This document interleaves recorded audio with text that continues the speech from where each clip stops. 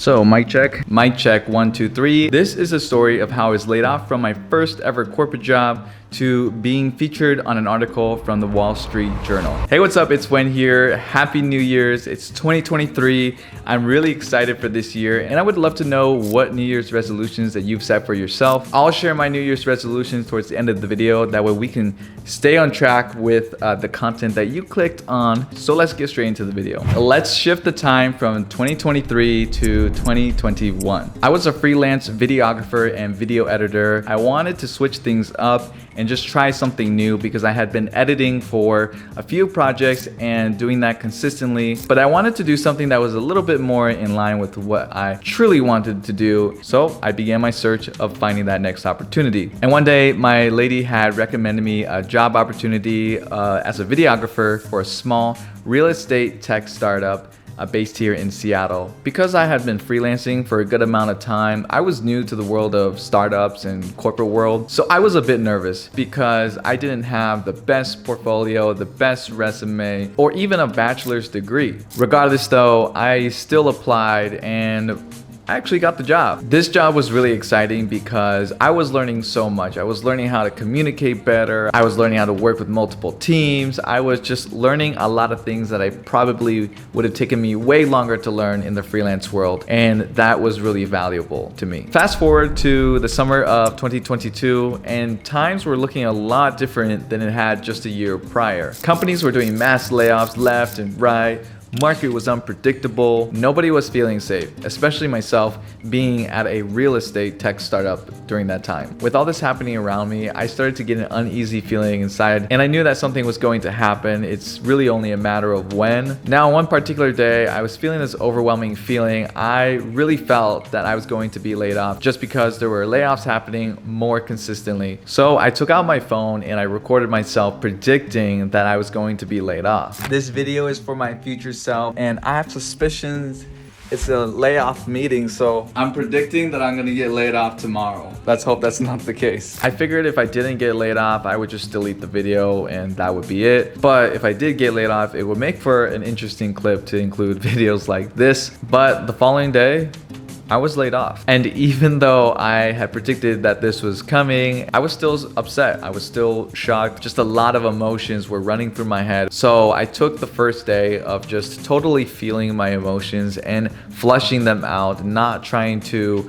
pretend that I wasn't scared. And in that moment, it was tough. Like I mentioned earlier, during this time, there were already a bunch of layoffs happening. This means that there was going to be an influx of people also trying to find their next opportunity. And with that, it also meant that there was going to be a lot of LinkedIn posts of people searching for their next opportunity. Given my unimpressive background, I knew that if I wanted to really find my next opportunity, I had to do something that was going to make myself stand out. And on day 2, I wanted to strategize and figure out a way on how I could tell my story and make it stand out. So I came up with the Laid Off series, a series where I would document what I'm feeling, what I'm doing, and the steps that I'm taking to find that next opportunity. I was a little nervous doing this because I hadn't really been making a lot of LinkedIn posts, nor did I have a ton of connections. So it was very vulnerable to just tell the world that, hey, I got laid off, I'm jobless, and I'm looking for my next opportunity. But that's exactly what I did. Oh, and to make this even more complex, I was also contemplating about a career switch. In the past, I just focused on videography and video editing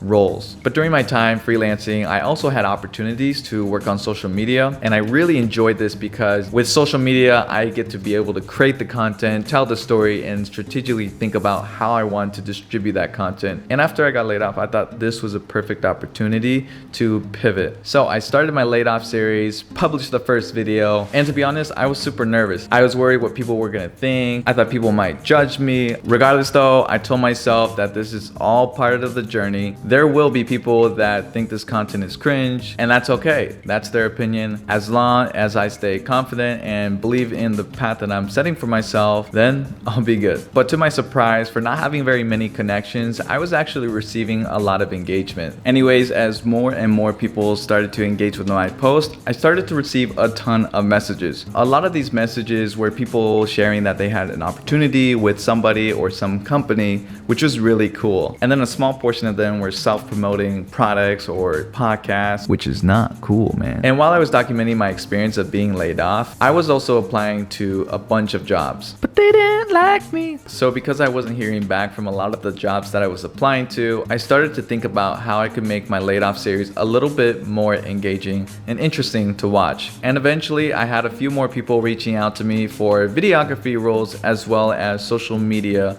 opportunities. And as I started to interview with these companies, it actually became pretty difficult for me to decide which direction to go on. On one hand, I was more experienced in the videography world, but social media was something that I also wanted to try, and I didn't want to waste this opportunity because I was scared. So as I kept progressing through the interviews, eventually I went with the direction of social media manager at a small tech startup. This entire process came out to about 1.5 months, and it had finally came to an end, which meant the finale of the Laid Off series. Fast forward, I've been working at the company for 3 months now, and one day I received a message from a reporter saying that they were from the Wall Street Journal. They were reaching out to me because they wanted to include a portion of my story in their article talking about tech layoffs. Not gonna lie, I was pretty hyped that somebody wanted to talk to me. You know, like usually I'm talking to a camera, but somebody actually wanted to talk with me, so that was kind of cool. And basically the reporter asked me a ton of questions about my experience of being laid off, how I was able to find my next opportunity, and all the emotions that I was feeling during that time. And then a few weeks later, I'm featured on the Wall Street Journal. Link is in the description if you want to see the full post. So that's how I got onto the Wall Street Journal. It's pretty wild how it all happened. When I started this laid off series, I couldn't have imagined it going this exact route. Although I had some expectations of what could happen, what actually happened was completely something that I wouldn't have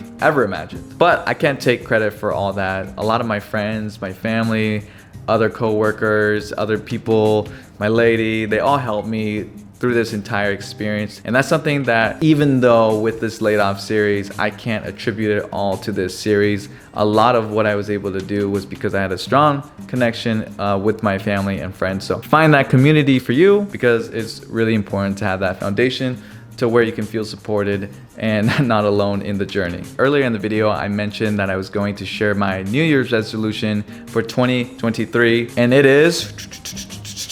For this year, I want to stop making excuses of creating content. I have this habit of trying to make things perfect, but life isn't perfect, right? So why am I trying to facilitate all these things before I can even move forward? So right here, I have my script of what I'm gonna say. Right here, I have the audio. And then I have the camera that I'm recording with. I have it connected to a wall outlet. How cool is that? And I want to push myself away from trying to be perfect and just start doing. If you haven't already, I would love to hear about your New Year's resolutions for 2023 and what you're doing to achieve those goals. So yeah, thanks for watching. And if you enjoyed this video, make sure to like, comment, subscribe. Thanks everyone. Have a great day as always, and peace. All right, let's go. Another YouTube video.